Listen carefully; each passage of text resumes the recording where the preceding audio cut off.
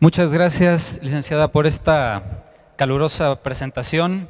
Es un gusto compartir este espacio con ustedes y abordar desde la perspectiva psiconeurobiológica este tema tan importante sobre la violencia y lo que atañe al conocimiento de los determinantes de la violencia. Pongo esta animación ahí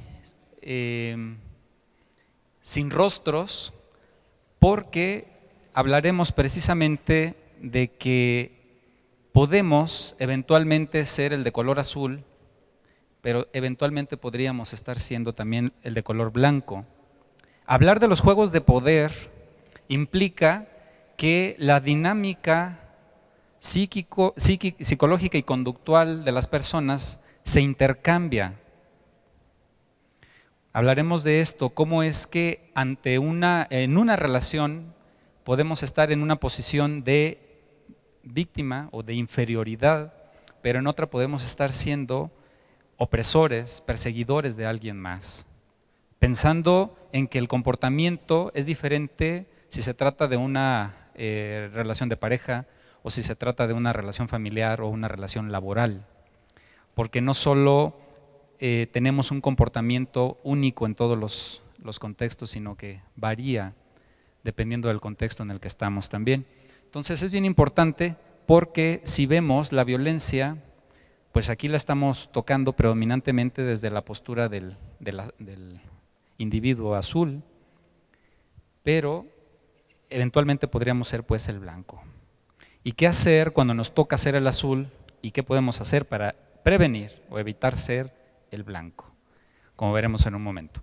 Bueno, como siempre que hago alguna intervención de esta naturaleza, sobre todo con la presencia de tantas personas, me gusta dedicar la intervención a alguien. En esta ocasión te la dedico a ti, mi amor. Gracias por estar aquí, mi esposa. Hago esto que me gusta y te lo quiero compartir. Muchas gracias. Gracias. Bueno, hablaremos de estos puntos. ¿Cuál es el propósito de este taller? Contextualizaremos algunos elementos, hablaremos de las bases biológicas de la violencia, las bases psicológicas, los llamados juegos de poder y haremos algunas conclusiones. ¿Cuál es el propósito? Pues presentar el estado actual basado en evidencias de las investigaciones más relevantes para el tema que nos toca aquí, ¿no? ¿Cuáles son las bases psiconeurobiológicas de los juegos de poder y violencia? ¿Cómo podemos identificar los juegos de poder? ¿Y qué podemos hacer para desactivarlos? Si me permiten, les voy a estar preguntando, me gusta estar interaccionando con ustedes y pues me gustaría que empezáramos por reflexionar qué vemos ahí.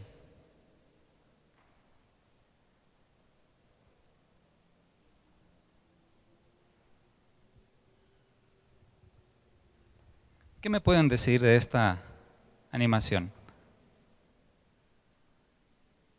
Digo, sé que no tienen un micrófono a la mano, no sé si… ¿Me permite su micrófono? Dos. Gracias. Sí.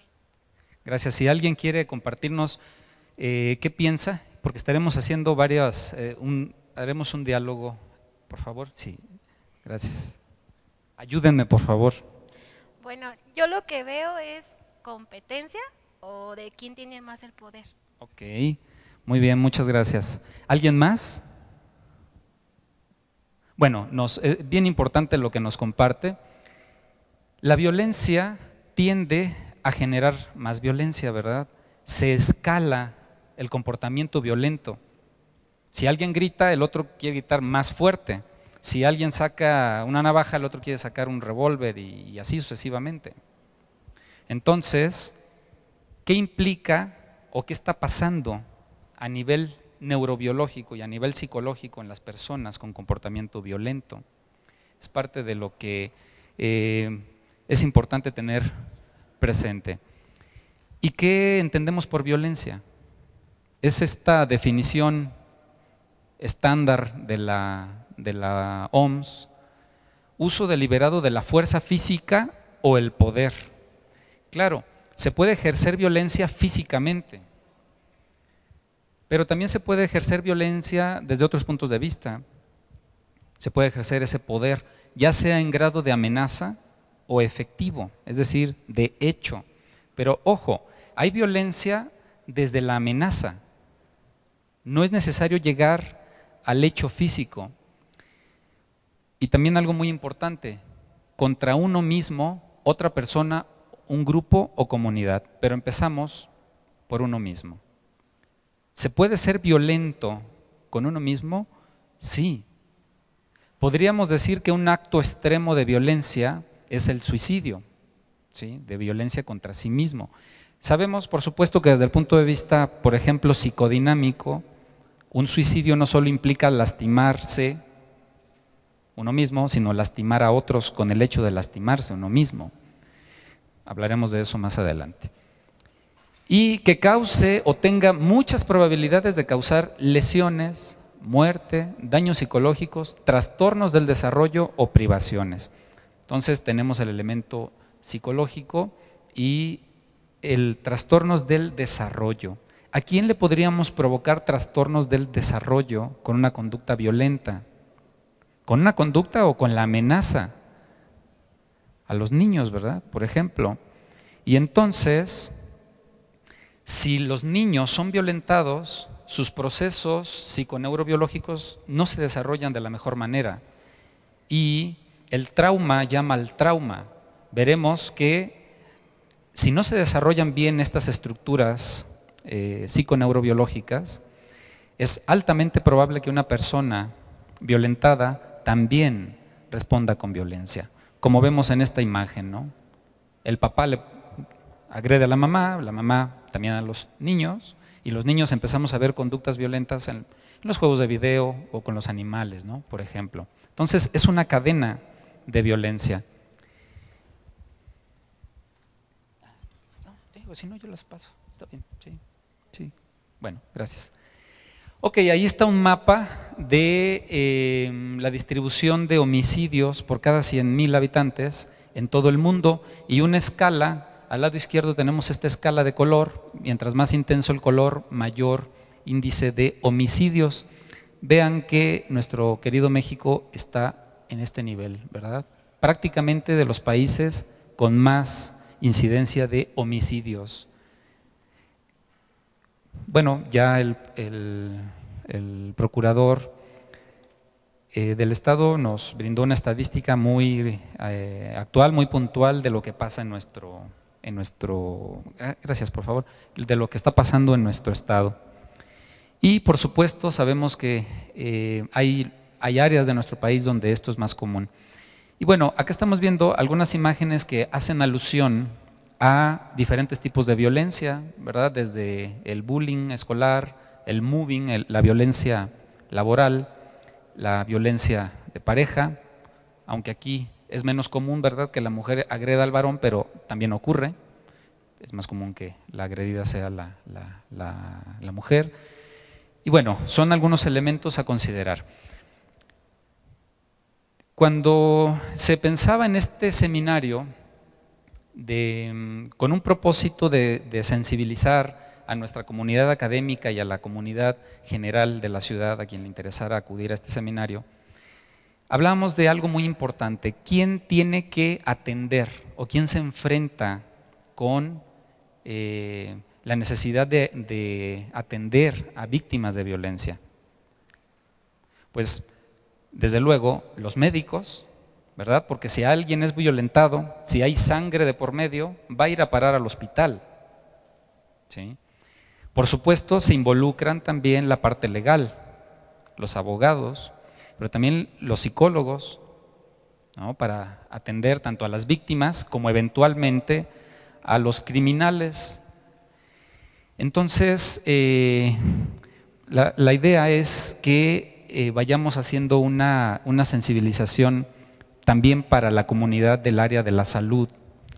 El procurador mencionaba hace un momento algo muy importante: la estadística local señala que nos muestra que la violencia en particular en nuestro estado se está llevando a cabo, se está ejerciendo por personas muy jóvenes, menores de 24 años, más del 70% de los casos, por personas muy jóvenes, y que además está ocurriendo esta violencia en un contexto de consumo de drogas.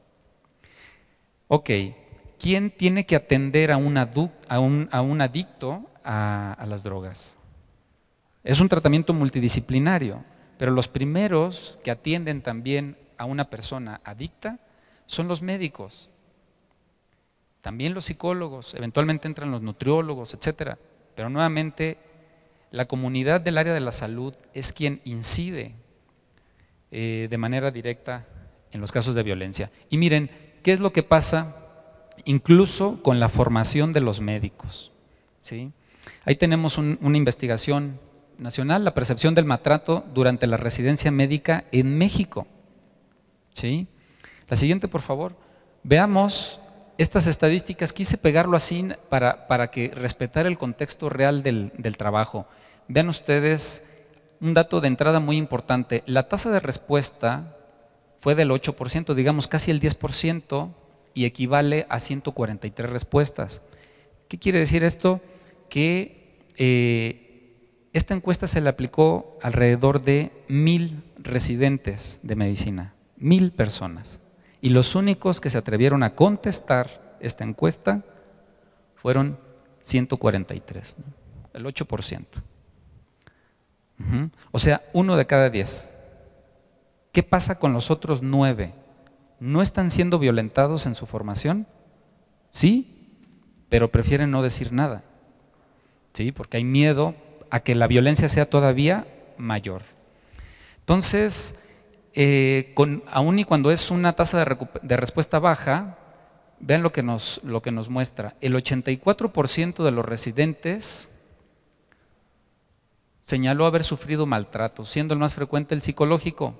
¿Cuáles? Humillaciones, 78%. O sea, 8 de cada 10 residentes son humillados, mientras se están formando como especialistas que después van a atender a las personas. Bueno, ya las están atendiendo. Seguido de el maltrato académico, guardias de castigo, 50%. 5 de cada 10 residentes son castigados con guardias que no deberían de tener. ¿Sí? Negación de la enseñanza, 40%. El médico de base o el residente de mayor jerarquía se niega a enseñarle a quien está aprendiendo. Luego, pero también hay violencia física. 16% recibieron golpes, 35% fueron privados de alimentación. Es decir, casi 4 de cada 10 les dicen, hoy no comes, están en el hospital. De guardias que duran 48 horas continuas. Damas y caballeros, cuando llegamos al hospital y necesitamos una atención rápida, eficiente, nos encontramos con que las personas que nos van a atender están en estas condiciones. Desgastados, hartos, tristes, deprimidos, enojados. ¿Sí? Además, 21% fue presionado a consumir alcohol contra su voluntad. ¿Cómo ocurrió eso? Ni me lo quiero imaginar. Y 21% de no ir al baño durante las guardias también. O sea, imagínense, no comes y no vas al baño.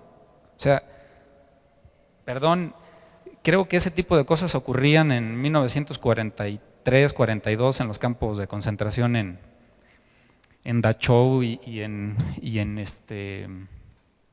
bueno, se me olvidó ahorita, en Auschwitz, sí, claro. Bueno, como consecuencia de los maltratos, el 89% de los residentes reportaron burnout, ¿saben ustedes? 90% prácticamente. 9 de cada 10 están quemados, agotados, exhaustos. Hay un concepto nuevo que se está explorando que es el del agotamiento de la compasión. Técnicamente así se llama. Se agota la posibilidad de ser empático con el otro. ¿Por qué? Porque yo estoy harto, estoy cansado, hambriento. ¿Cómo puedo ser sensible al dolor del otro? Si ya incluso yo dejé de ser persona en el sistema en el que estoy. Es muy complicado. Y 71% depresión, 78% ansiedad, 58% por supuesto proporciona mala atención a sus pacientes. ¿Qué hacemos con eso? La Universidad Vasco de Quiroga tiene un compromiso con la formación integral. Es decir, no solo proporcionar información técnico-científica importante, sino también una formación que implica estar cuidando los valores, los valores axiológicos, el respeto, la honestidad, la confianza, etcétera. Es complicado, ¿eh? Hace unos días hablábamos con los alumnos de la Escuela de Medicina y es complicado. Me estoy centrando en este momento en los de medicina, ¿verdad? Pero no son el único caso. Pasa con la formación de psicólogos. Hay un estudio que hizo un importante psicoanalista, Otto Kemberg, donde muestra cómo la formación psicoanalítica se está desvirtuando desde hace varios años. ¿A qué se refiere y qué evidencia él? Que se está perdiendo precisamente esa capacidad de ser cada vez una persona mejor integrada, a sabiendas de que el instrumento de atención para otra persona pues es la persona misma, sobre todo en el terreno de lo psicológico. ¿Y por qué está ocurriendo esto? Por presiones de tipo económico, por presiones de tipo laboral, ¿sí? Por problemas de envidia.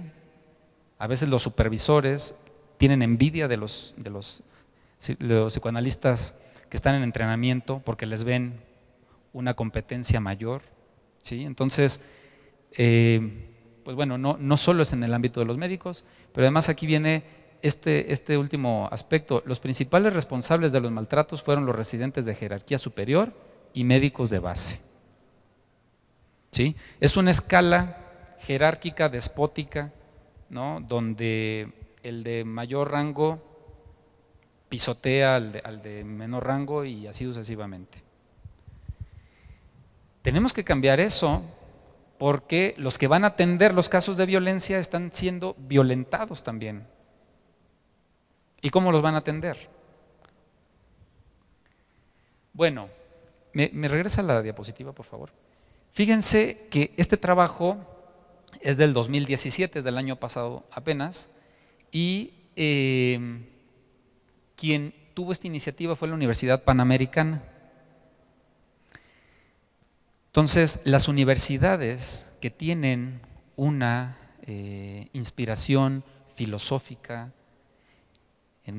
cristiana, integral, humanista, son las que están poniendo o queremos poner el dedo en esto tan importante. ¿Cómo estamos formando a las personas que van a atender y nos van a atender eventualmente a nosotros? ¿Qué podemos hacer con esto? Si además es algo que se sabe por todo el mundo. Es como un secreto a voces, pero ya ni a voces, ya está publicado. Y este nada más es un ejemplo que quise tomar porque quien me platicó de él fue el doctor Gregorio Tomás Obrador Vera. Él fue director de la Escuela de Medicina de la Universidad Panamericana. Sí, y él me dijo, nosotros ya le entramos. O sea, de alguna manera es tener que evidenciar y señalar algo que todo el mundo sabe, pero que nadie quiere hacer. Porque es como evidenciar al sistema, ¿no? El sistema se evidencia por sí mismo. Bueno, la siguiente, por favor. ¿Qué pasa con el médico cuando se va al servicio social? ¿Verdad? Están ustedes viendo, o sea, dicen auxilio porque nos están lloviendo balas por todos lados y ¿qué hacemos? ¿Sí? Están solos en una comunidad apartada de alguna ciudad, cumpliendo con una misión que es la de educar en salud, hacer labores de prevención, de promoción, de atención, algunas veces de urgencias básicas, en escenarios muy complejos, carente de insumos para una buena atención, y además de todo, pues viene otra vez la violencia, ¿no? Entonces, pues es algo que se está presentando la siguiente, por favor, en diferentes escenarios. Digo, el video seguía dando detalles de qué estaba pasando, ¿no? Y que pues no les hacen caso. Entonces prácticamente salen a las calles los pasantes a decir, pues nos tienen que escuchar de alguna manera. Bueno, ¿cuáles son las causas de la agresión o de la violencia? Por supuesto hay determinantes sociales, por ejemplo, la pobreza. Hay indicadores muy concretos de que los países más desafortunados económicamente son donde más violencia hay. Claro, hay una competencia por el recurso, por comer, ¿no? Satisfactores básicos. Entonces, están los determinantes sociales, que implica aspectos económicos, que implica aspectos políticos. Bueno, la siguiente, por favor. También hay factores culturales, ¿verdad? Por ejemplo, la violencia contra la mujer, no solo contra la mujer, contra los niños, ¿sí? Hay países donde culturalmente esto es, por supuesto, mucho más común. Podemos hablar de otro tipo de violencia cultural, que tiene que ver, por ejemplo, con religiones, ¿sí? Países de Medio Oriente, países latinoamericanos, persecución por creencias o credos religiosos. La siguiente, por favor. Tenemos los factores biológicos que tienen que ver con la personalidad, que nuestro taller, tiene que ver con esos factores, ¿verdad? Psico-neurobiológicos. En mi caso, pues no abordaré a fondo los otros, los determinantes sociales, los políticos, económicos, etcétera. Hablaremos más de los aspectos psico-neurobiológicos. ¿Por qué pongo gemelos como ejemplo de la personalidad? Porque les quiero compartir que las investigaciones más recientes señalan que la violencia tiene un componente genético muy importante, como veremos más adelante. ¿Y por qué los gemelos idénticos? Porque estos estudios muestran que estos dos gemelos, aunque hayan sido criados aparte, es decir, uno con los padres biológicos y otro con los padres adoptivos, y nunca se han visto, excepto cuando se hace este estudio, la correlación de uno con el otro puede llegar hasta el 70%. Es decir, que si uno es violento, el otro tiene el 70% de probabilidad de ser igual, aun cuando hayan recibido una educación completamente diferente, en un contexto económico, político, social diferente, ¿sí? Es decir, que la parentalización tiene un peso, pero no tan alto. Y esto tiene mucho sentido con lo que decía también el procurador de las adicciones, porque es muy similar. En otras palabras, ¿con qué tiene que ver? Con aspectos de tipo biológico. Y haremos un ejercicio también para encontrar esos aspectos en nosotros mismos y en las personas que pueden acercarse con nosotros. La siguiente, por favor. Y hay determinantes situacionales también, contextuales inmediatos. Un partido de fútbol, ¿sí? ¿Qué pasa ahí? Probablemente el sujeto que empieza una riña ahí, a lo mejor no pensaba que iba a hacerlo, pero le van ganando a su equipo y empieza la frustración y ve el gozo de los otros, ¿no? Felices por el triunfo de su equipo, y empieza toda una serie de reacciones psicobiológicas, y basta con que lo vea feo o con que le diga algo y se detona la carambola conductual ahí de todos contra todos, ¿no? Ni siquiera hay un sentido hay que golpear. Hay que golpear y hay que evitar ser golpeado. Y para evitar ser golpeado lo mejor es golpear, ¿no? Entonces hay determinantes contextuales complejos. La siguiente, por favor. Bueno, entonces, ¿cuáles son las bases biológicas de la violencia? La siguiente. Por supuesto, tenemos los aspectos genéticos. La siguiente. Tenemos los aspectos neurales. Ojo, nuestro comportamiento, lo que ustedes ven que yo estoy haciendo, tiene una causalidad fisiológica, ¿sí? mi cerebro está comandando el tono muscular de mis piernas, de mi cuerpo, mi voz, el latido de mi corazón, la tasa de filtración glomerular, la producción, la gluconeogénesis a nivel hepático, la producción de hormonas. Todo es un sistema perfectamente orquestado a nivel neurobiológico. Y lo que pienso tiene un sustrato biológico.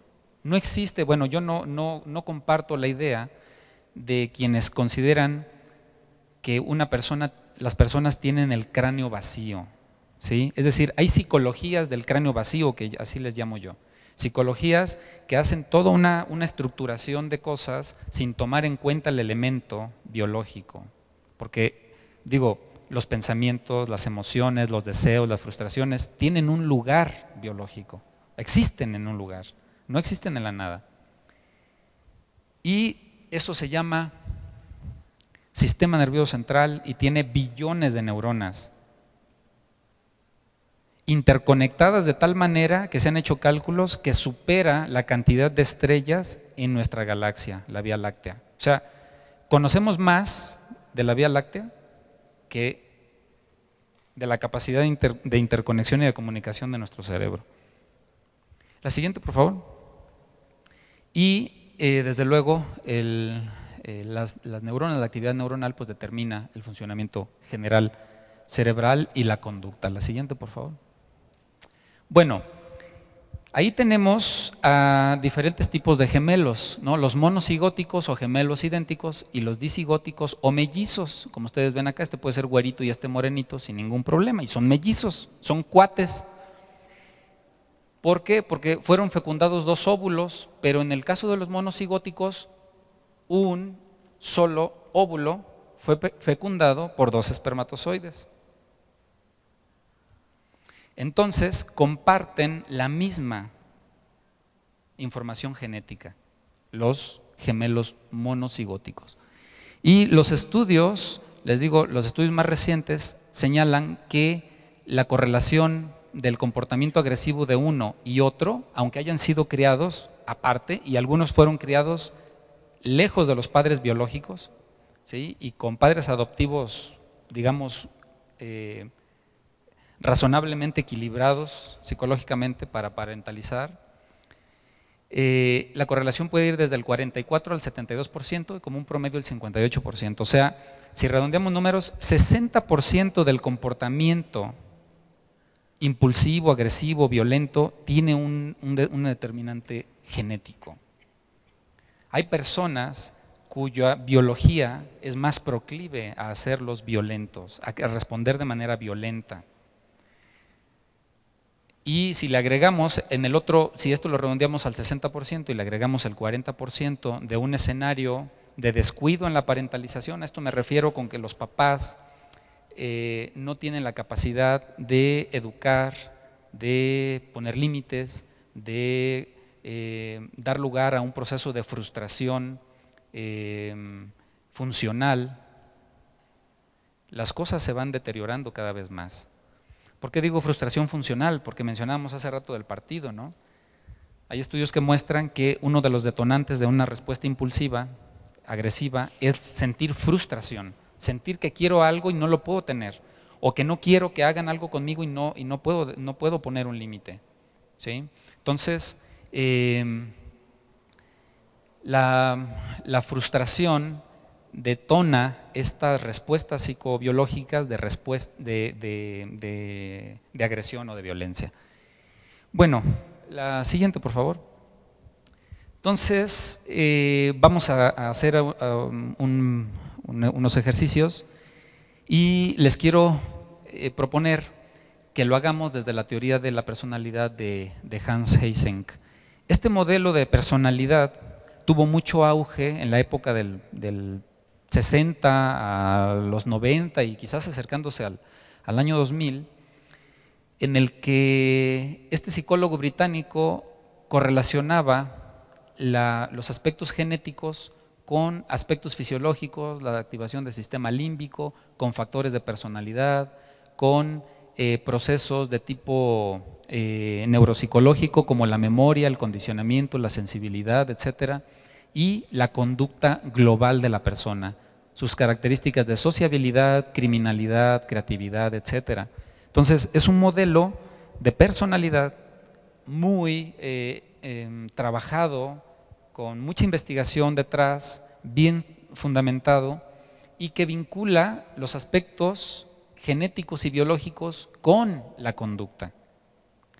También les voy a hablar de modelos psicodinámicos, ¿sí?, que también los comparto y son muy interesantes, pero esos modelos se quedan en abordan la problemática de la conducta con una epistemología diferente, una epistemología interpretativa, hermenéutica, pero acá es una epistemología positivista. Hay que demostrar correlaciones, hay que ver cómo se correlaciona un rasgo de personalidad con la expresión de cierto gen, etc. La siguiente, por favor. Entonces, la teoría de la personalidad de Eysenck considera tres grandes dimensiones de la personalidad: la dimensión neuroticismo, la dimensión psicoticismo y la dimensión extraversión. Este neuroticismo, como es una escala dimensional, hagan de cuenta que hacia un extremo está el neuroticismo, quiere decir la inestabilidad neurovegetativa del sistema nervioso autónomo, ¿verdad? Mientras más neuroticismo tiene la persona, es más inestable, más lábil su sistema nervioso autónomo. ¿Sí? Rápido se le acelera el corazón, se le seca la boca, se enoja. ¿Perdón? Gracias. Y hacia el otro extremo, ¿sí?, mientras menos puntajes de neuroticismo, es una persona más estable emocionalmente. Entonces, esta dimensión se conoce como neuroticismo o estabilidad. Esta otra dimensión, psicoticismo, la persona con psicoticismo, bueno, mejor aquí se los digo, miren, el neuroticismo lo caracteriza una persona con timidez, tendencia a la depresión, tensión, ansiedad, con posturas irracionales, tristeza, emotividad, poca autoestima y el sentimiento de culpa. Ahorita lo vamos a medir y vamos a hacer un ejercicio, les voy a proporcionar un instrumento muy sencillo, 24 ítems, para tener un esquema muy concreto del perfil de personalidad de una persona. En psicoticismo, esta dimensión, vean lo que mide: la agresividad, el que sean impersonales, fríos, antisociales, inconmovibles, egocéntricos, no empáticos, creativos e impulsivos. Esa dimensión de psicoticismo también se le conoce como de impulsividad. Mientras más puntaje alto sea de psicoticismo, es más impulsiva la persona. Si tiene menos puntaje, es menos impulsivo o más autocontrolado, ¿sí? Viene el estrés alrededor y es una persona que permanece más ecuánime, más centrada. Y tenemos la dimensión extraversión, introversión, que estos son dos términos muy de uso común. El extrovertido tiende a ser sociable, vital, despreocupado, activo, aventurero, en búsqueda de sensaciones, surgente, dogmático y dominante. Lo de surgente aquí quiere decir diligente, ¿no? O sea, toma la iniciativa de las cosas y lo hace. La persona que tiene más puntaje en esta dimensión, pues es más extrovertido. La persona que tiene menos puntaje en esta dimensión es introvertido, que es lo opuesto a lo que estamos viendo aquí, ¿no? ¿Ven por qué decíamos que había que sospechar de los alimentos que son ricos en fenilalanina, ¿no? Salud. ¿Sí? Entonces, y por supuesto, puede implicar también dos cosas. Una, que las enzimas, la constante de disociación, un término bioquímico, la constante de disociación, o vaya, la tasa de trabajo de esas enzimas puede estar acelerada desde el punto de vista genético. Entonces son personas que desde el punto de vista biológico producen mucha noradrenalina, más dopamina que otra persona menos impulsiva. Pero si además de eso, si las enzimas están aceleradas, le metemos mucha fenilalanina, pues es como ponerle gasolina al motorcito para tener más dopamina y noradrenalina, ¿no? Entonces, esto va generando cambios conductuales. ¿Por qué? Porque va a ser una persona que piense menos en las consecuencias de sus actos. Va a ser una persona, en lugar de ser más racional o autocontrolada, va a ser más emocional, más impulsiva. ¿Sí? Si aumenta la dopamina y la noradrenalina y baja la serotonina, es que se genera ese desbalance. ¿Sí? ¿Sí? La capacidad de pensamiento racional va disminuyendo y predomina lo emocional, la parte más filogenéticamente más antigua de nuestro cerebro, el cerebro reptiliano, tiene que ver con el sistema límbico. Entonces, vamos en la calle o va en la calle esta persona conduciendo, se para en un alto y se ven con un cuate en la esquina que está parado ahí en el semáforo y le dispara o se dispara. ¿Por qué? Porque interpretó la mirada, me estaba viendo feo, ¿no? A mí nadie me tiene que ver feo, no sé, o sea, hay toda una distorsión y por supuesto una emotividad muy aumentada y una incapacidad de controlar impulsos. Surge el impulso y se ejecuta. Entonces son personas que dicen, es que empezamos a discutir y cuando menos acordé ya le había golpeado, había hecho, había tirado, ¿sí? Y después viene la culpa, viene toda una serie de consecuencias también psicoafectivas que además refuerzan el comportamiento impulsivo, ¿no? Pero son personas que no piensan tanto, actúan. En psicoanálisis se llama acting out, ¿no? O sea, una serie de procesos que están en el inconsciente y que de pronto la persona los ejecuta sin que hayan pasado por la conciencia. ¿Qué hice? ¿No? Yo no quería y pues ya lo había hecho. Digo, estoy tratando de vincular, a empezar a meterme ahora hacia lo psicológico. Bueno, la siguiente, por favor.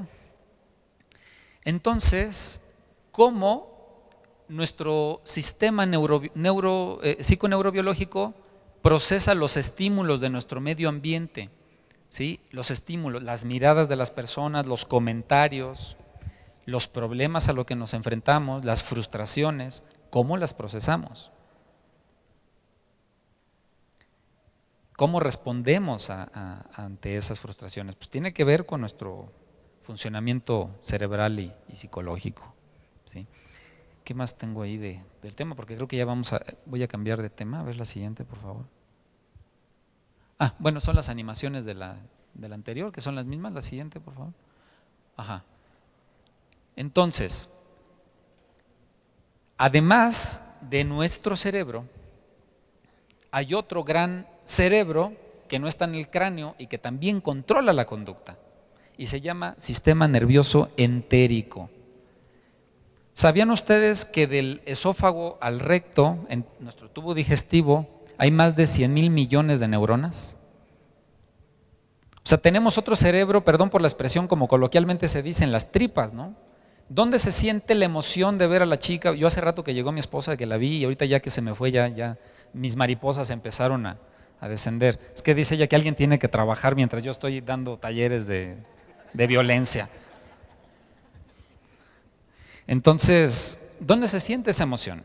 O el enojo, ¿sí? La intuición. ¿Dónde se siente las mariposas en el estómago?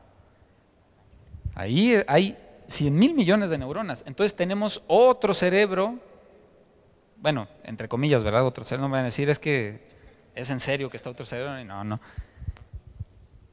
Y resulta que las neuronas de nuestro sistema nervioso entérico, pues son colaboradoras de nuestro sistema nervioso central. Por eso, esto de ver a la persona que nos agrada o que nos desagrada, ahí viene este cuate o esta mujer y no, ya viene la incomodidad. ¿Dónde se siente? Pues en la panza. La vemos con los ojos o la escuchamos con los oídos, pero lo sentimos en la panza. No lo sentimos en el cráneo, no se siente acá el enojo, en la panza. Porque están conectados, pero además son interdependientes funcionalmente. Los queridos estudiantes de medicina que se saben al derecho y al revés la anatomía, la fisiología, la histología, les voy a preguntar los plexo mientérico y el de Auerbach del intestino, ahí están las neuronas, ¿sí? Entre los plexos mientérico de Auerbach. La siguiente, por favor. Bueno, entonces, la siguiente. Hablamos de que nuestro cerebro y nuestro sistema nervioso entérico se comunican, obviamente. ¿Y qué sistema de comunicación utilizan? Pues el sistema químico de neurotransmisores a través del sistema nervioso autónomo. Pero hay algo todavía más sorprendente. Resulta, esta imagen, esta animación es de bacterias en nuestro intestino. ¿Cómo se llaman estas bacterias buenas que hay en nuestro intestino? Flora bacteriana, ¿verdad? O flora microbiana, microbiota también se le llama. Resulta que estas bacterias de nuestro intestino son indispensables para el buen funcionamiento también de nuestro cerebro y de nuestras emociones, como pretendo mostrar. La siguiente, por favor. Bueno, ahí está el sistema nervioso autónomo, el parasimpático y el simpático, que son los que median la interconexión entre el sistema nervioso autónomo y el cerebro. Pero bueno, no voy a entrar a ese detalle. La siguiente, por favor. Y que bueno, son los que mueven nuestro intestino también. Ahí sí, las siguientes todas, por favor, hasta llegar acá arriba en una animación que… Sí, ahí. La anterior, por favor. Gracias. Miren, fíjense muy bien, esto es de lo más novedoso que hay en investigación psiconeurobiológica. Se llama eje cerebro-intestino-microbiota. O sea, se comunican mi cerebro con mi intestino y esa comunicación depende en buena medida de las bacterias que tenemos en el intestino. ¿Por qué? Porque dependiendo de cómo procesemos los nutrientes, es lo que se va a absorber y es lo que va a llegar a diferentes zonas del cerebro que tienen que ver con nuestras emociones y nuestro comportamiento. Miren, les acabo de mostrar que los niveles de serotonina y dopamina dependen en buena medida también de que consumamos en la dieta aminoácidos esenciales.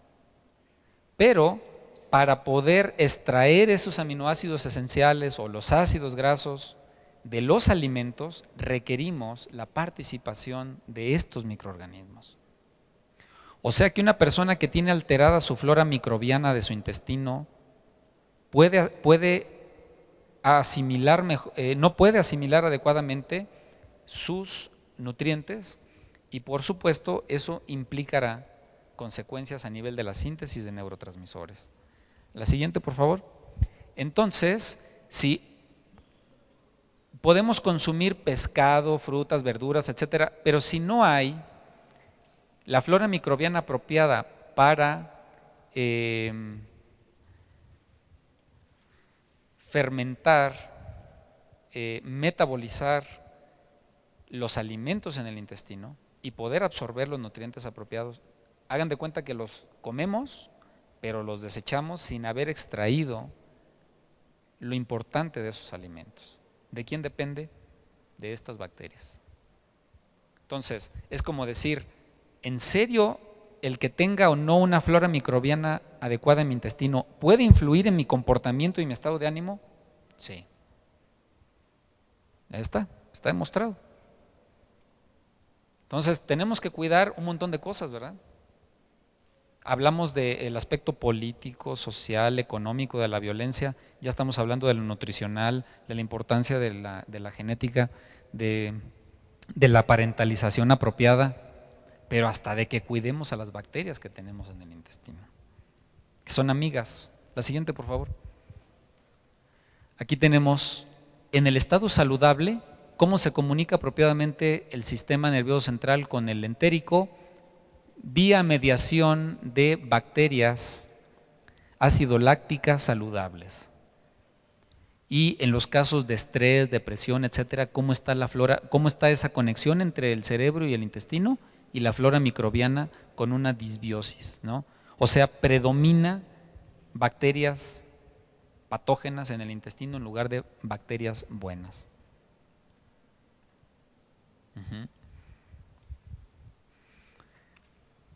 ¿De dónde obtenemos lactobacilos para ir regenerando nuestra flora microbiana normal. ¿No? Si son bacterias ácido-lácticas, lactos, ¿no? Leche, tiene que ver con los productos lácteos, ¿no? Digo, de manera natural, claro, se puede comprar usted su, voy a decir marcas al fin que no, creo que no había ningún, Yakult, Soful, Sinuberase, todos los productos que tienen bacterias ácido-lácticas. ¿Es bueno consumirlos? Por supuesto es bueno consumir. No solo es bueno, es indispensable consumirlos. Y claro, quizás no sería necesario si la persona tuviese una dieta natural también con productos lácteos, ¿no? Leche, queso, yogurt, etcétera. Pero ya ve que hay personas que pues también por la intolerancia a la lactosa, que tiene que ver con un aspecto genético, ya no consumen lácteos. ¿Sí? Entonces, ahí viene otra vez este elemento de tomar en cuenta la integralidad de las cosas. Sí, la siguiente, perdón. ¿Me iba a decir algo?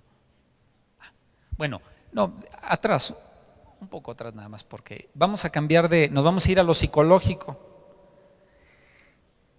Espero que los aspectos genéticos y biológicos que hemos tocado, espero haber transmitido la importancia que tiene, de verdad, de cuidar el ser en todos los aspectos. En general hablamos de cuidar el ser desde el punto de vista emocional, de las relaciones de interpersonales, de calidad, del afecto, pero cuidar el ser también implica cuidar la materialidad del ser, de lo que estamos hechos, ¿no?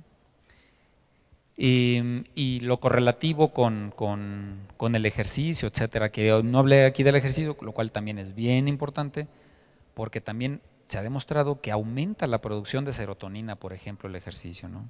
De endorfinas, etcétera. Pero bueno, ya se hubiese hecho quizás más amplio de lo que quizás ya lo hice. Bueno, me gustaría saber si hay algo que comentar de momento con este apartado, y si no nos vamos a lo psicológico y es donde vamos a hacer ahí otro par de ejercicios. ¿No? ¿De momento no? Bueno, perfecto. Ya empezó a hacer hambre, ya empezó a bajar la glucemia, etcétera. Sí, ¿verdad? ¿Y a qué hora termino? ¿A qué hora debo terminar? Que ya no sé, a las 2 o 2:30, no sé. ¿A las 2? Ok, gracias. Ya estamos terminando. Y eso que empecé media hora después, sí, si no hubiera sido quizás un poco más extenso. La siguiente, por favor. Bueno, hablaremos de lo psicológico. La siguiente, por favor. Ahí hay alguien que se está quejando y dice palabras, ¿no? Mi vida y yo, y es que soy de lo peor, no soy desafortunado, nadie me quiere, etcétera, todo me pasa a mí, ¿por qué a mí? Etcétera, etcétera. Y pues nadie escuchaba las quejas, ¿no? Nadie se atrevía a prestarle oído a lo que la gente decía de su malestar, hasta que se le ocurrió a este hombre, ¿verdad? Criticado y adorado por otros, pero yo digo que podemos estar a favor o en contra de Freud, pero nunca sin él, en el sentido de que pues es un ladrillo sobre el cual se construye mucho de lo que nuestro conocimiento psicológico es hoy, sin apasionamientos, ¿no? Ni lo odio ni lo amo, lo conozco, me parece importante su trabajo, y muy importante su trabajo, pero amarlo o odiarlo, pues no, tampoco. Bueno, Freud se atrevió a escuchar esas cosas que decía la gente, particularmente las mujeres, porque suelen ser las que más dicen, ¿sí? La violencia de las mujeres hacia otras mujeres es predominantemente verbal, ¿sí? No tanto física. Bueno, la siguiente, por favor. Y pues fue desarrollando todo un método de escucha, ¿no? Muy fino. La siguiente, por favor. De escucha, de interpretación. Y en la época de Freud, pues él formulaba hipótesis, ¿no? De qué pasaba allá adentro, ¿no? Entonces pues hablaba de un pleito, ¿no? Hay conflicto entre entidades, ¿no? Todos son conceptos, ¿no? En Freud, toda su metapsicología son conceptos, es decir, ¿dónde está el superyo? ¿Dónde está el yo? ¿Dónde está el ello? Sin embargo, Freud, no lo puse aquí porque me iría más hacia otro lado, pero nunca quitó el dedo del renglón de llegar a un punto. La siguiente, por favor. Él decía, todo lo que tiene que ver con la vida mental, la siguiente, un día se va a explicar a nivel de la estructura orgánica del cerebro. Wow, por eso ahí sí Freud, digo, por eso lo incluí en mi repertorio, ¿sí? ¿Por qué? Porque él era médico y antes de ser psicoanalista, pues es el primer psicoanalista en la historia, fue neurofisiólogo y estudió los efectos de la cocaína en el cerebro. Y él la consumía y se la recomendaba a sus pacientes. ¿Sí? Entonces, Freud decía que un día todo esto de la vida mental, esas fuerzas en pugna, en lucha, se iban a poder explicar desde un punto de vista orgánico y se comprendería cómo es que las sustancias del cerebro podían cambiar el funcionamiento del aparato mental. O sea, él estaba hablando de lo que hoy conocemos como neurotransmisores. ¿Sí? Por eso, en ese sentido, creo que pues se anticipó por lo menos 50, 60 años a la identificación de los primeros neurotransmisores. ¿Sale? Entonces, para mí, el psicoanálisis es muy valioso, sobre todo cuando lo vinculo con la neurociencia, el neuropsicoanálisis. Yo decía hace rato que hay quienes se van más bien por el camino de un psicoanálisis sin cerebro, ¿no? O sea, sin considerar nada de la parte biológica de la persona. A mí me parece que es una postura errada, porque pues todos esos procesos psicológicos, conscientes e inconscientes, tienen un lugar, ocurren en un sitio y están sujetos a influencias de tipo bioquímico, etcétera. ¿Sí? No todo es conceptual. La siguiente, por favor. Entonces, el neuropsicoanálisis, esta nueva vertiente de desarrollo entre la neurociencia y el psicoanálisis, pretende lograr un conocimiento integrado de lo que implica la vida mental consciente y sobre todo inconsciente con el funcionamiento del cerebro, y se ha hecho avances muy importantes. Este año, en agosto, a finales de agosto y inicios de septiembre, se va a llevar a cabo el Congreso Internacional de Neuropsicoanálisis aquí en la Ciudad de México. Lo rotan en diferentes partes del mundo. Y pues bueno, para todos los interesados en profundizar más en el conocimiento neuropsicoanalítico, me parece que es una muy buena oportunidad para acercarse al fundador. De hecho, Mark Solms es quien acuñó este término y es un neurofisiólogo y psicoanalista. Hay muchos que han incurrido que han incursionado, quiero decir, en este trabajo de fusión de las neurociencias con el psicoanálisis. Un servidor mandó un trabajo a este congreso, ya lo aceptaron, es un trabajo en el que estudio cómo se correlaciona la procrastinación, la tendencia a dejar todo para después, con variables de tipo cognitivo, ¿sí? Por ejemplo, predominantemente la percepción temporal. La percepción temporal es un proceso cognitivo complejo. ¿Cómo calculamos cómo pasa el tiempo en nuestra vida? ¿Sí? Entonces, perdón, para no salirme del tema, pues es un tema muy interesante que vale la pena estudiar más, ¿no? La procrastinación. Pero bueno, regresando al punto del neuropsicoanálisis, quería decirles, por si no estaban enterados, que este congreso se llevará a cabo en México, es una muy buena oportunidad. El anterior se llevó a cabo en Londres, es más fácil ir a la Ciudad de México que a Londres, entonces pues puede ser la oportunidad. La siguiente, por favor. Y de hecho ya hay investigadores como Eric Kandel, que además de ser psiquiatra, psicoanalista, es neurofisiólogo y ya le dieron el premio Nobel en el año 2000, precisamente por las investigaciones que hizo de cómo a nivel molecular se dan los procesos de ansiedad. ¿Sí? Podemos saber que una persona está ansiosa y que hay procesos cognitivos, conscientes e inconscientes, correlativos de la ansiedad, pero él lo llevó hasta la sinapsis y los genes. ¿Qué pasa en nuestras neuronas, en nuestros genes, con los problemas de ansiedad y cómo el psicoanálisis, por ejemplo, o la psicoterapia pueden modificar la expresión de genes? Esto es algo sorprendente y por supuesto le mereció el premio Nobel. La siguiente, por favor. Bueno, hay muchas maneras de abordar el tema de la violencia desde el punto de vista psicológico y podríamos haberlo hecho desde el punto de vista conductista, hablar de refuerzos, castigos, reforzamiento positivo, negativo, etcétera. Pero gracias a esta nueva vertiente, pues con el neuropsicoanálisis, me parece todavía más proclive a fusionarse lo psicodinámico con lo neurocientífico, porque incluso para los conductistas también desdeñan los aspectos neurobiológicos. Ellos van a la conducta. Digamos que no importa qué proceso haya adentro mientras se pueda modificar o establecer la conducta, pero el neuropsicoanálisis no. El neuropsicoanálisis es cuidadoso de qué pasa a nivel neurobiológico y a nivel emocional, ¿no? Entonces, hay varios teóricos, por supuesto Freud, Melanie Klein, Lacan, Jacques Lacan y Peter Fonagy. Peter Fonagy es un psicoanalista que ha aportado mucho al neuropsicoanálisis y está vivo. De esos 4, pues es el único que está vivo actualmente. Y todos tocan algo esencial que tiene que ver con la violencia. Y quien me parece que lo trabaja de una manera muy peculiar, quizás poco entendido por la complejidad del lenguaje que maneja Lacan, es, la siguiente por favor, lo que tiene que ver con el estadio del espejo. No sé,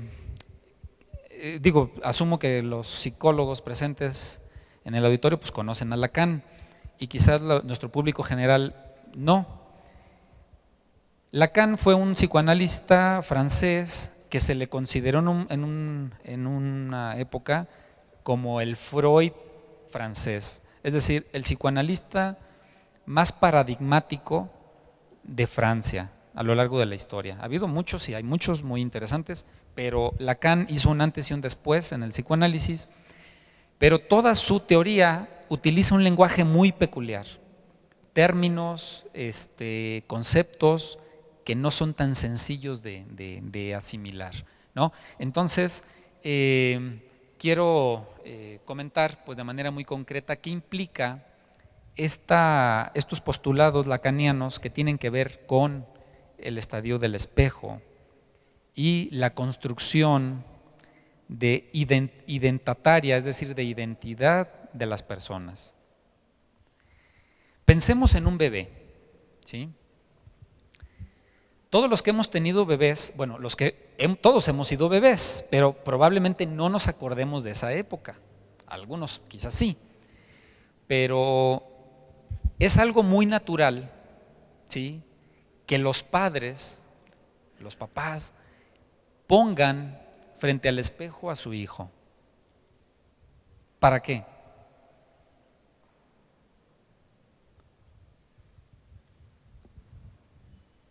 ¿Para qué lo ponen frente al espejo? ¿Para que se reconozca o para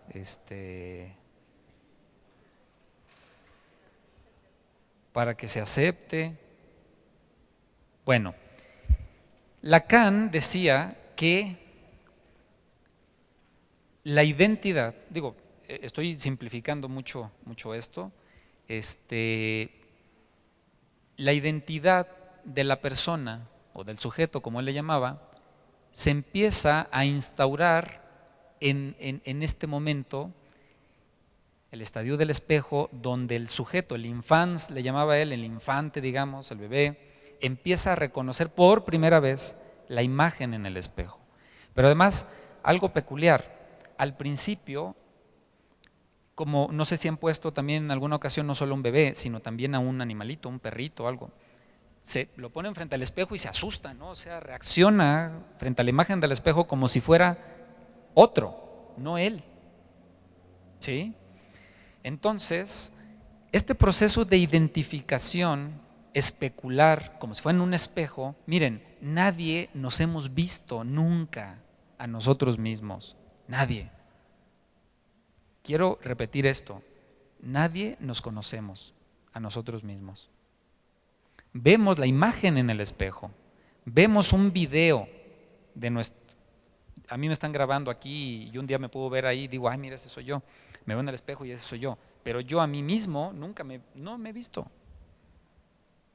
Hay de por medio una imagen y por necesidad es una imagen que puede estar distorsionada. Y es donde entra otro concepto muy importante de Lacan, que tiene que ver con el otro simbólico. Miren, el otro simbólico y el otro concreto. ¿Quién le dice a este pequeñín quién es? El otro, es decir, la mamá o el papá. Imagínense que esta mamá pone frente al espejo al niño y le dice, corazón, mi niño, mira qué hermoso, y tu naricita y tus orejitas, y qué bello, y qué maravilla, y la madre está embelesada con su bebé. Eso el bebé lo internaliza, ¿sí? Y se queda también con un proceso psiconeurobiológico asociado a una identidad. Pero ¿qué tal con las madres o los padres que nunca pusieron al niño frente al espejo? Y al contrario, fue dejado de lado, ¿sí? Nunca reconocido, identificado, visto. ¿Cómo serán estas personas a quienes nunca los nombraron cariñosamente? O al contrario, ¿no? Perdón por la expresión, yo tengo pacientes que llegaron a decir, es que pinche chiquillo me quita el tiempo y ¿cómo es posible? No debí haberlo tenido, etcétera, etcétera. O sea, reproduzco esto y solo lo superficial para valorar qué efecto puede tener eso en la psique y el funcionamiento neurobiológico del niño. ¿Sí? Entonces, me voy a regresar, nos vamos a regresar, por favor. Ángel me dijo, ¿no? Ángel. Nos vamos a regresar más todavía, por favor, a las áreas del cerebro. Más todavía.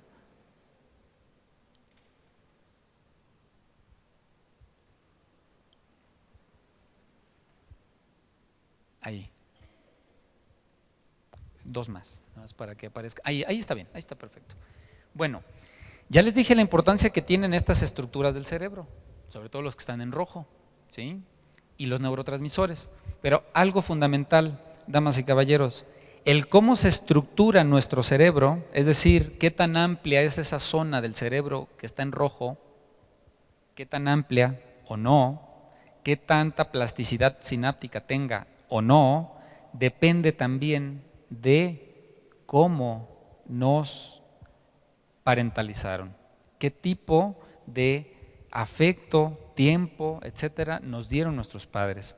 Entonces, las personas que no han tenido estos procesos de parentalización, digamos, razonablemente apropiados, tienen sistemas neurobiológicos disfuncionales. ¿Sí me explico? O sea, sí influye la alimentación, influye lo genético, pero también está demostrado que la parentalización, el cuidado, la atención que se le dé, sobre todo a los bebés, en la etapa de bebé, es determinante de que se nos estructuren bien las zonas del cerebro o no. Ahora sí nos vamos hasta Lacan otra vez, por favor. Bueno,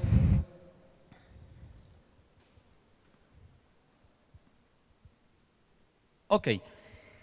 Y la siguiente, por favor, está demostrado, la siguiente está evidenciado como la anterior, como la imagen que tenemos de nosotros mismos, incluso de nuestro cuerpo, depende en buena medida de las dinámicas de apego, de attachment, que es un término psicoanalítico de John Bowlby, dependen de las actitudes parentales hacia los hijos. Es decir, me veo al espejo, me gusta o no me gusta lo que veo, en buena medida depende de cómo me ven y sobre todo de cómo me vieron. Me aceptaron, me criticaron o no desde niño. ¿Sí? Está demostrado. con estudios serios. Esto está publicado el año pasado. La siguiente, por favor. Bueno, no, la anterior, perdón por andar por ahí. Esta imagen, el lenguaje corporal que está ahí en animación denota este cuidado, este trato, ¿no? Esta aceptación del bebé. Pero hay quienes no tuvieron esa fortuna de ser vistos así, de ser nombrados así. Y son personas que no estructuraron bien el cerebro, por lo tanto el aparato psíquico, y son personas más proclives también a ser violentas por la frustración. La siguiente, por favor. Y la siguiente, John Bowlby, este psicoanalista británico que estudió mucho el apego, es uno de los psicoanalistas que vinculó el psicoanálisis con la biología, con la genética, con la etología, etcétera. Y bueno, pues nos brindó toda una teoría, la teoría del apego, que entre otras cosas propone que hay 4 tipos básicos de apego, y apego se entiende como un patrón o un proceso de relación interpersonal más o menos estable a lo largo del tiempo. ¿Cómo me relaciono yo con mí mismo y con las demás personas? ¿Sí? Y hay 4 tipos. Miren, ya no señala así. Acá arriba es la percepción que tengo de mí mismo. Aquí este es otro pequeño ejercicio. La percepción que tengo de mí mismo, positiva, tiende hacia lo positivo o hacia lo negativo. Y la percepción que tengo de los otros, que tiende a lo positivo o tiende a lo negativo. Pregunta, ¿alguien violento se entiende pues violento con los demás? ¿Qué imagen tendrá de sí mismo? Pésima. ¿Sí? En este proceso especular del que hablaba Lacan, cuando veo al otro, en parte me veo a mí mismo. Cuando me veo a mí mismo, en parte estoy viendo al otro. Por estos procesos de dinámicas de identificación especular. Por eso, cuando decía yo al principio, cuando una persona comete suicidio, decía uno de mis maestros, cuando hay suicidio, alguien muere, alguien mata y alguien es matado al mismo tiempo.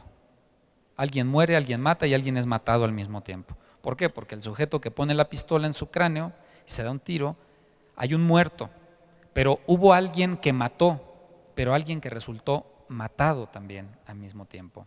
¿Sí? Y muchas veces estos procesos de ideación suicida tienen que ver con elementos de agresividad hacia alguien más, pero no expresada de otra manera, bueno, o de una manera apropiada, ¿no? El enojo o la molestia. Entonces, si mi percepción de mí mismo es negativa, voy a tender a ser más dependiente de los demás. Si mi percepción de mí mismo es positiva, voy a ser menos dependiente de los demás. Y acá al revés, si mi percepción de los demás es positiva, voy a tender menos a evitarlos. Si mi percepción de los demás es negativa, voy a evitarlos más todavía.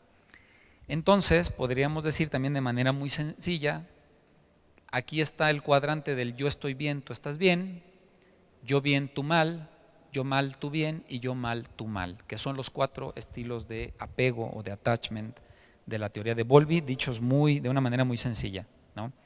Es la teoría de Bowlby sin barreras, como antes había el inglés sin barreras. Que yo a veces hablo de eso y solo nuestra generación y unos pocos atrás se acuerdan, ¿no? La nueva generación no saben del inglés sin barreras. O sea, era un inglés para que supuestamente todo el mundo aprendiera y creo que el objetivo nunca se lograba. Sí. Entonces espero aquí sí estarlo logrando. Bueno, entonces, ¿qué pasa? Si yo me percibo a mí mismo, ¿sí? Hay una aceptación positiva de mí mismo y una aceptación positiva de los otros, hay un patrón de apego o de vínculo, de interrelación o de relación interpersonal seguro. Es natural que si yo me percibo a mí como bien, digamos acá, ¿sí? Yo estoy bien, pero él está mal, ella está mal, mi mujer es la que está mal, el jefe es el que está mal, mis empleados son los que están mal, Aquí el único que está bien soy yo, ¿sí? Y si yo estoy bien y todos los demás mal, evidentemente ese tipo de comportamiento tiene consecuencias. Pero también al revés, yo puedo decir, híjole, pues yo no sé por qué a mí me tocó todo lo malo, yo no tengo esto, yo no pude hacer aquello y los demás son maravillosos, ¿no? O sea, él, ella pudieron hacer, pudieron tener, etcétera, etcétera, y yo no. El otro es guapo, la otra es bonita, tiene dinero, etcétera, yo no. El otro es inteligente, es maravilloso, yo no, yo no. ¿Sí? Nos ubicamos en otro cuadrante. Y por supuesto está el cuadrante funesto, ¿no? Yo mal, tú mal. El más crítico.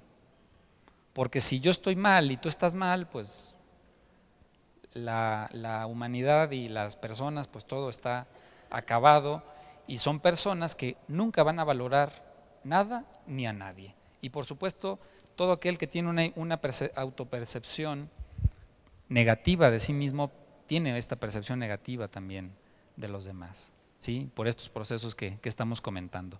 Bueno, yo no sé dónde se acomodó cada uno o cada una, ¿sí? Podemos decir, levanten la mano los de apego seguro, pero no, pues ya cada quien sabe más o menos dónde, digo, es muy sencillo, se podría profundizar mucho, hay instrumentos ya estandarizados, validados para medir estilos de apego, ¿sí? También los pueden conseguir para poder identificar con más precisión el estilo de apego, ¿no? La siguiente, por favor.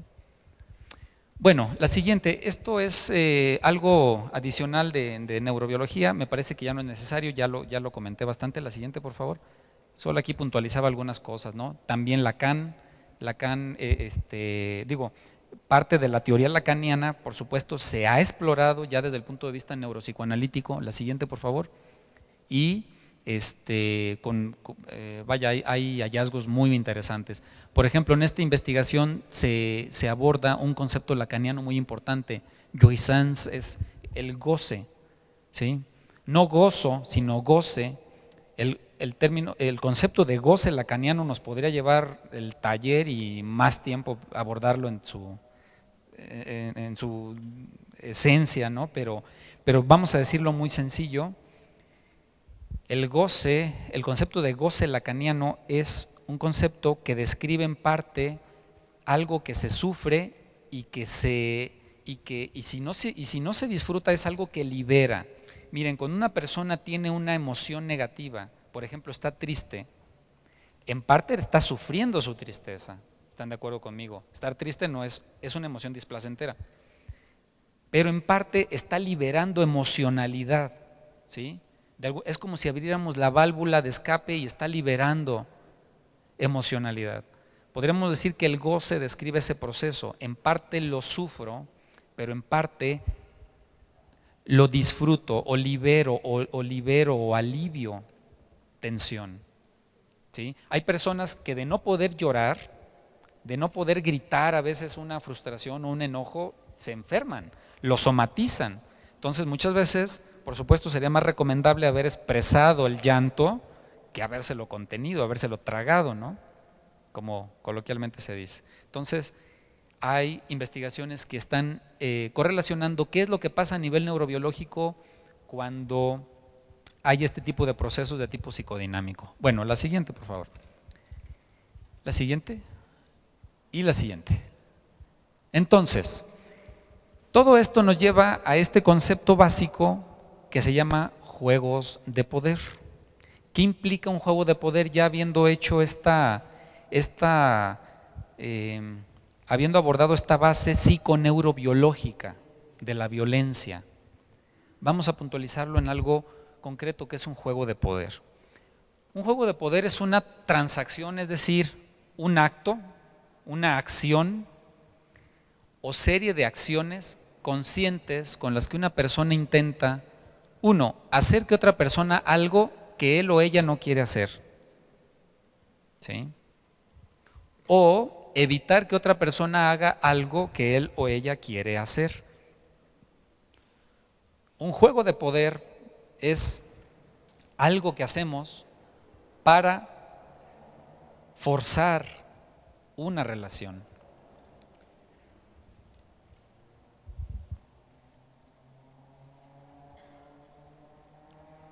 a lo mejor en una pareja, en un trabajo, hay algo que la otra persona no quiere hacer o porque teóricamente no debe hacer, etcétera, pero alguien más puede hacer ciertas maniobras para intentar manipular, seducir, ejercer coerción, etcétera, para que la otra persona acabe haciendo algo que no quería hacer. ¿Sí? ¿Qué implican estos juegos de poder? Pues que pueden ser activos o pasivos. Los juegos de poder activos son aquellas que se usan para conseguir lo que se desea cuando se supone que la otra persona va a poner resistencia. ¿Sí? Hacemos algún juego de poder para convencer. Es un juego de poder activo, pero también hay juegos de poder pasivo, que son las acciones que usamos cuando queremos resistirnos a los deseos de alguien más. ¿Sí? Entonces, ¿se acuerdan que puse la imagen al inicio de la presentación? Azul y blanco. A veces alguien va a querer que hagamos algo que nosotros no queremos. ¿Qué hago cuando detecto un juego de poder? Pero a veces podemos estar haciendo algo para que alguien más haga aquello que no quiere hacer. La siguiente, por favor, vamos a ver. Esta teoría de los juegos de poder viene de una teoría psicológica y psicoterapéutica que se llama análisis transaccional. La siguiente, por favor. El análisis transaccional es un enfoque de psicoterapia que se desarrolló en la época del 60 por Eric Berne, este psiquiatra, que de alguna manera fusionaba muchos conceptos psicoanalíticos con conceptos conductistas y con algunos de la terapia Gestalt. Entonces, en aquella época, el análisis transaccional se volvió muy famoso, pero como todo lo que se vuelve famoso, también empieza a abaratarse. Empezó a haber muchos cursos, capacitaciones que tenían que ver con esta teoría y que finalmente desvirtuaron mucho lo que implicaba el análisis transaccional. Bueno, yo les quiero decir que el análisis transaccional actualmente es una terapia validada clínicamente en Estados Unidos, en Europa. Hay protocolos clínicos para el tratamiento de problemas tan graves como problemas de personalidad. Ahorita les voy a mostrar ejemplos de eso, publicados. Entonces, el análisis transaccional contemporáneo no es el análisis transaccional de la época del 60. ¿Sí?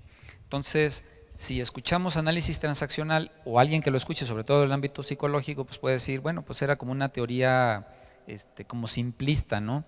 Y bueno, hoy es otra cosa, aun y cuando su lenguaje sigue siendo muy simple, es muy sencillo de entender. Bueno, entonces Eric Berne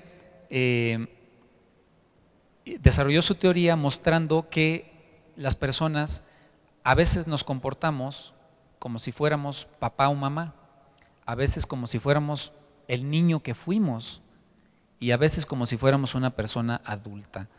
Hay investigaciones que muestran que estos estados del yo, que él llamó yo padre, adulto y niño, tienen correlatos neurobiológicos. Es decir, ya es una teoría que se ha respaldado también con investigación de las neurociencias. La siguiente, por favor. Bueno, aquí está un estudio. Vean la eficacia de la psicoterapia hospitalaria, ¿sí? O pacientes internados de tiempo breve basada en análisis transaccional. Comparan el análisis transaccional con otras teorías para tratamiento de trastornos de personalidad. Y bueno, para no hacerles el cuento largo, en 3 meses, es decir, 12 sesiones de psicoterapia con análisis transaccional contemporáneo, comparado con otro tipo de psicoterapias para trastornos de personalidad, y los que son psicólogos saben que un trastorno de personalidad es algo muy serio y difícil de tratar, ¿sí? Les va mejor a los que son tratados con análisis transaccional que con otros enfoques, incluida la terapia focalizada en la transferencia de Otto Kemberg, la de la mentalización de Peter Fonagy, la dialéctico funcional de Linda Linehan, de Marshall Linehan, y bueno, pues es algo muy, muy interesante. Es decir, con análisis transaccional hacen un seguimiento a 36 meses después de la terapia. Fíjense, 36 meses, o sea, 3 años después de la terapia, de una terapia que duró 3 meses nada más, ¿sí? El 68% de los pacientes está libre de síntomas y funcionales. Y con las otras terapias que acabo de comentar, solo el 48%. Entonces, bueno, sirva solo para mencionar que el análisis transaccional contemporáneo pues tiene una validez y una solidez que antes nunca había tenido. La siguiente, por favor. Bueno, ¿cuáles son esos 3 estados del yo básicos en la teoría del análisis transaccional? El estado del yo padre, adulto y niño. Aquí la teoría dice lo siguiente, que en todo adulto siempre hay dentro un niño, porque todos fuimos niños, todos fuimos adolescentes, etcétera. Y esta teoría dice que en momentos de crisis, en momentos de tensión emocional, hacemos una regresión psiconeurobiológica. Es decir, en momentos de crisis dejamos de ser el adulto que somos, regresionamos y nos empezamos a comportar, a pensar y a sentir como cuando éramos niños. Y díganme si no, hay veces que nos sentimos literalmente como si fuéramos niños. A veces podemos sentirnos como un adulto funcional, congruente, coherente, que lo podemos resolver todo, pero a veces estamos en un estado del yo niño, donde nos sentimos vulnerables, abandonados, solos, desvalidos, tristes, agredidos. Y el estado del yo padre es un estado, también es regresivo, pero identificatorio con las figuras parentales. En otras palabras, muchas veces nos comportamos como se comportaba mamá o papá. Incluso la pareja nos lo puede decir, ¿no? En alguna discusión, es decir, en un estado de tensión, que hay esta regresión, alguien puede decir, estás igualito a tu mamá o a tu papá, es que eres igualito a tu mamá. Ahí está en un estado regresivo, en un yo parental, como eran los papás de esa persona, ¿sí? Entonces, al menos 3 estados del yo. La siguiente, por favor. Y hay divisiones, ¿no? El estado del yo padre se divide en padre nutricio o protector y padre crítico. El adulto no se divide, el niño, puede haber un estado del niño natural, un estado del niño adaptado. Vamos a ver fluctuaciones de nuestro estado emocional de un momento a otro. Hay personas que dicen, es que está bipolar tal persona porque estaba bien contenta o estaba bien contento y de pronto cambió y se transformó. Está bipolar. Pues no, ¿verdad? Es un cambio psicoafectivo momentáneo y eso implica en la teoría del análisis transaccional un cambio en el estado del yo, ¿sí? Estas 3 entidades, padre, adulto y niño, no corresponden al superyo, al ello y al ello de la teoría freudiana, ¿sí? Son 3 estados del yo, no del superyo ni del ello. Bueno, las mismas personas en el mismo escenario, en 2 momentos diferentes, emiten conductas, comportamientos, expresan emociones que pueden ser exactamente opuestas en un momento dado o en otro, ¿sí? Ese tipo de cambios son perfectamente naturales y reflejan cambios en nuestro funcionamiento cerebral y su correlato mental, o al revés, si lo queremos ver de lo mental a lo cerebral, cambios en el funcionamiento mental que implican un cambio en el funcionamiento cerebral, en ese momento, un momento a otro, ¿sí? Ustedes vieron ahí diferentes estados del yo. De pronto estaban todos como en un estado de desolación, de tristeza, ¿sí? De miedo. Ese es un estado regresivo infantil, el estado yo niño, el estado niño del yo, ¿sí? Pero ven en otro momento en el que hay argumentación más estructurada, más lógica, ¿no? La vida es así, tiene argumentos que manifiestan una postura favorable, aún en contra de la adversidad. Eso es un estado del yo, es un estado de funcionamiento psiconeurobiológico diferente al estado vulnerable, ¿sí? Y pueden cambiar en un momento a otro. Entonces alguien puede decir que eso es coloquialmente, ¿no? Es que es bipolar la persona. No, son cambios en el estado del yo y hay algo que detona esos cambios en el estado del yo. Incluso debo decirles que por un proceso de identificación, alguno de ustedes, cuando están al principio relatando lo que está pasando, se pudo haber sentido identificado o identificada con algo de la expresión de sus emociones. ¿Sí? ¿Por qué? Porque la conducta del otro, damas y caballeros, nos afecta. Y nos afecta porque en nuestra corteza cerebral frontal hay lo que se llama hoy neuronas espejo, que son la base biológica de la empatía. Cuando yo veo que el otro llora, cuando yo veo que el otro sufre, a mí se me mueve el sufrimiento y la vulnerabilidad, si me funciona bien ese sistema, que tiene que ver con todo el proceso de apego de Bowlby también, ¿sí? Pero una persona que no internalizó y no desarrolló esos procesos podrá lastimar al otro, lo podrá golpear, lo podrá lastimar, matar, sin sentirse mal, literalmente sin sentirse mal. ¿Por qué? Porque ese proceso de identificación proyectiva con el otro no existe o está deteriorado. ¿Sí?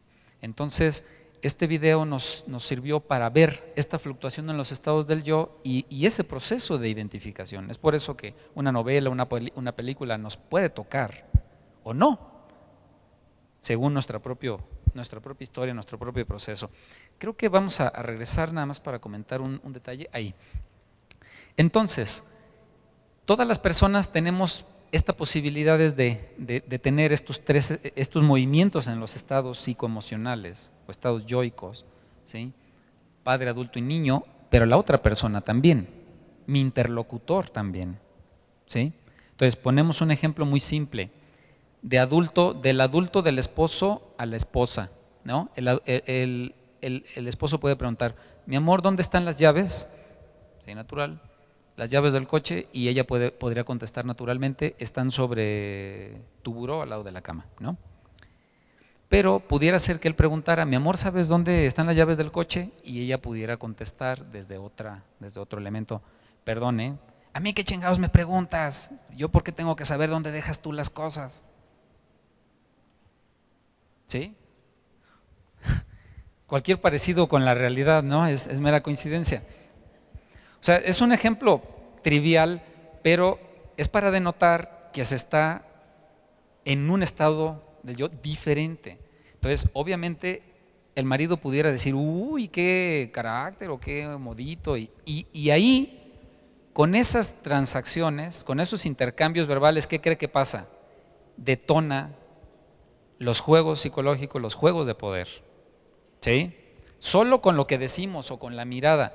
Entonces, nuestros sistemas psiconeurobiológicos son altamente sensibles a lo que las otras personas hacen y dicen, pero las otras personas son altamente sensibles a lo que yo hago y digo, porque hay toda una base psiconeurobiológica para eso.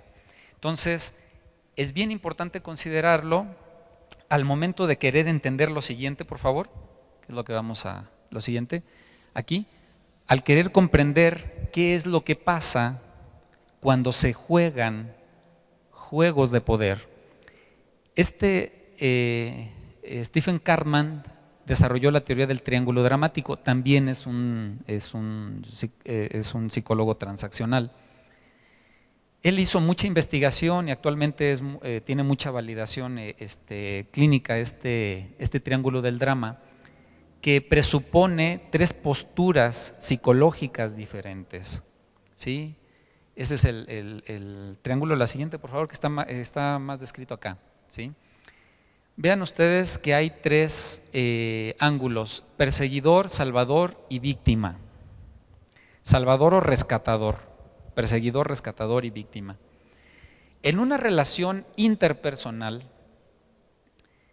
que funciona razonablemente bien, no estamos atrapados en el triángulo dramático. Son relaciones funcionales de respeto, de reconocimiento mutuo, de honestidad, etcétera. No se juegan juegos psicológicos, no hay juegos de poder, no hay chantajes, mentiras, etcétera, coerciones. Pero en una relación interpersonal, dígase de pareja, de familia, de trabajo, donde hay emociones de pronto de tristeza, de enojo, de desesperanza, de frustración,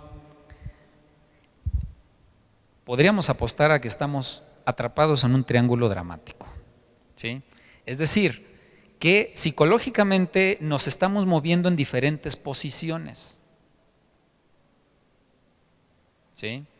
Un ejemplo sencillísimo, vamos a pensar que un amigo, bueno, una amiga llega con un amigo, ¿no? Y le pide dinero prestado. Ella le dice, oye, fíjate que tengo este problema, por favor me podrías ayudar, etcétera, etcétera. Y él le dice, pues no, ahorita se me complica mucho, yo también tengo que solventar mis gastos, etcétera. Ahí en ese ejemplo, ella llega en posición de víctima, técnicamente de víctima, es decir, en posición de desvalecimiento y necesitada de ayuda. Perdón. Y el amigo está diciendo, es que no puedo ayudarte. Pero finalmente ella lo engancha, ándale, mira, es que lo necesito, de verdad, mira, me comprometo a que en la quincena te lo regreso para que no tengas problema tú. Bueno, entonces él dice, órale pues, ¿sí? Y entonces entra al juego como salvador o rescatador. Ahí tenemos dos elementos, la víctima y el rescatador. Van pasando los días, se llega a la quincena y pues el amigo empieza a estar inquieto porque pues no me ha regresado el dinero, ¿no? Y pasa otro día y no habla la amiga y pasa otro día y no, y el cuate pues ya está todo angustiado. Entonces le empieza a hablar por teléfono, ella no contesta, le manda un WhatsApp, lo deja en visto. Entonces, cuando finalmente le contesta, le dice, oye, pero ¿qué onda contigo? ¿Qué pasó? ¿Por qué no me has dicho nada? Yo también necesito el dinero, etcétera. Entonces pasa él de rescatador, está en la postura de perseguidor, ¿sí? Ella, que estaba inicialmente en la posición de víctima, cambia la jugada, ¿sí? Porque empieza a decirle, ¿cómo eres? De veras, jamás pensé que me fueras a tratar así. O sea, ¿cómo es posible que dudes que yo te iba a pagar, pues, si somos amigos? ¿Sí? ¿Qué está haciendo? Se está jugando a la posición nuevamente de víctima, ¿sí? Pero también pudiera haberse movido a la posición de perseguidora. Óyeme, ¿qué te pasa? Pues ¿cómo crees que puedes hablarme a cualquier hora? Pues ¿qué no ves que estoy ocupada, etcétera? ¿Sí? Y entonces el pobre cuate que inició como rescatador y luego perseguidor acaba sintiéndose como víctima, ¿sí? Es decir, ¿qué pasó aquí? O sea, ¿cómo es posible? Si yo le ayudé, la saqué de un problema y ahora ella hasta me dice que quién soy para estarle hablando a tales horas, etcétera, ¿sí? Entonces, es muy sencillo, se le podría sacar mucho a esta teoría del triángulo dramático, pero tiene que ver con cómo se mueven esos estados del yo. La posición de víctima habitualmente la jugamos desde una postura infantil, de niño, desvalido. No puedo, es difícil, la vida es así, tan complicada, y ayúdame. Y habitualmente pues hay un adulto que puede ser más ecuánime y rescata, ¿no? Pero luego en una postura de padre perseguidor, se cambian las posiciones y están dando vueltas todo el tiempo, atrapados en el triángulo dramático. Y la idea es mostrar cómo cuando una persona está suficientemente consciente de sus propios procesos psicoemocionales, puede identificar estas fluctuaciones tanto en lo que piensa como en lo que está vivenciando como emoción, ¿sí? Y desarrollar esta capacidad de saber cuál es la conducta más apropiada para manejar una situación, ¿sí? Podríamos decirlo como la antigua, todos los conceptos de la comunicación asertiva, ¿no? De no pasar a una conducta agresiva, pero tampoco pasiva. Es decir, ver en qué momento es más apropiado cómo manejarlo, pero un requisito fundamental es identificar esos cambios de estado en uno mismo, pero en el otro también. Entonces, cuando el otro ya está alterado, ¿qué puedo hacer? ¿Sí? Si me amedrento o si escalo más violencia también, o mantengo una ecuanimidad y estoy invitando al otro a que se calme también y acepte la ecuanimidad, porque si no escalamos, ¿sí? Nos metemos en ese triángulo y a perseguir y la víctima, etcétera. Entonces, bueno, esta es la integración de estos aspectos. Y finalmente, perdón, que creo que ya se… Acá está.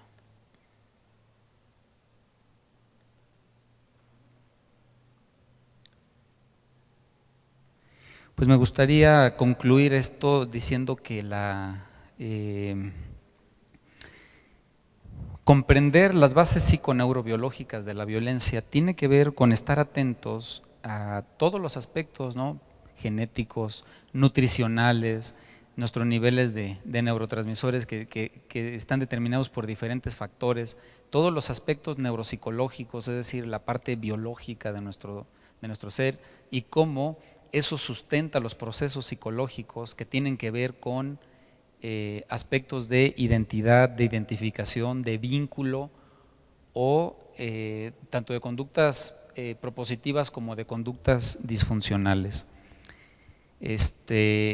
Por supuesto, se puede profundizar más en cada una de ellas. Yo haría la invitación a conocer más de estas teorías que vinculan lo biológico con lo conductual, con lo emocional, porque están ofreciendo muchas posibilidades de intervención, de manejo complementario, integral de estos tipos de problemas de violencia. Desde manejos con fármacos que elevan la serotonina, antagonizan receptores de dopamina, hasta por supuesto procesos de intervención psicoterapéutica que tienen que ver con estos cambios de estado, de emocionalidad, etcétera. Y bueno, no me resta más que la siguiente, por favor, agradecer a mi universidad, a la Universidad Vasco de Quiroga, por la oportunidad de colaborar y de contribuir en lo que podemos, tanto desde el punto de vista académico, formativo, del personal de salud, los futuros médicos, los futuros psicólogos, nutriólogos, optometristas, licenciados en rehabilitación, etcétera, y por supuesto pues al equipo de trabajo que hizo posible este seminario, la maestra Nadia, la maestra Lula, la licenciada Patti, el ingeniero Toño, el maestro Víctor y por supuesto a mis compañeros de la Facultad de Ciencias de la Salud, y de manera muy especial pues a todos ustedes que me aguantaron como 3 horas, 4 horas en todo este ir y venir. Muchas gracias, espero que les sea de utilidad.